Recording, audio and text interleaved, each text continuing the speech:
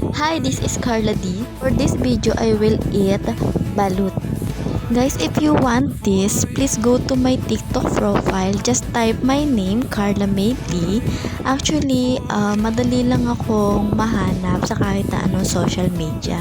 So, kapag nandun na kayo sa TikTok profile ko, hanapin nyo lang ang aking basket, showcase basket, and then hanapin nyo itong balut. Gusto ko tong itry dahil masarap daw ito. I think this is from China and meron tong shelf life na 6 months. So every time na kung gusto nyo ng balot, kung o-order kayo, meron pa kayong naka-stock na balot dahil kapag in-order nyo to, 10 pieces na ito. So meron tong may spicy or meron din naman yung walang flavor, yung natural lang. So, meron naman dyan nakalagay na expiration date. Itong in-order ko is spicy. So, meron ako ditong C2 para pag nauhaw ako. And then, may asin ako, may suka. But, actually, kahit na wala ng sausawan or asin, is timplado na yan. So, it's up to you na lang yan kung gusto nyo pa na dagdagan pa. Ako, nagdagdag pa ako ng suka at asin. Ready to eat na kasi yan. So, kapag kakainin nyo yan, pwede nyo yan ibabad sa mainit na tubig. Pero kung ayaw nyo naman, na okay lang din kasi ready to eat na talaga siya. So, 4 na muna yung kakainin ko kasi baka maumay ako.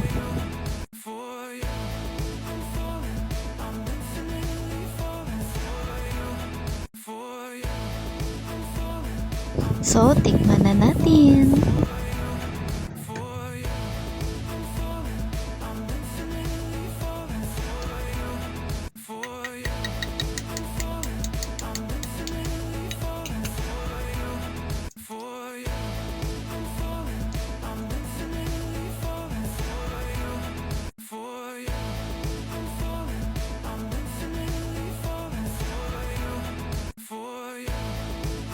Actually, maganda yung pagkakabalot niya kasi masabaw na talaga siya.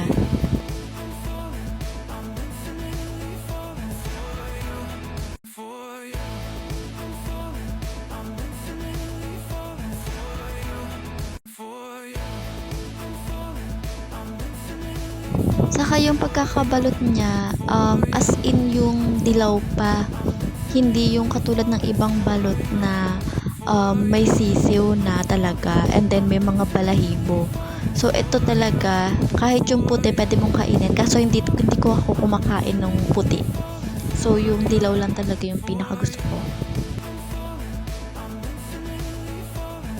Yung unang pagbukas ko, nilagyan ko pa ng asin. Pero hindi ko na dapat pala nilagyan ng asin dahil maalat na siya.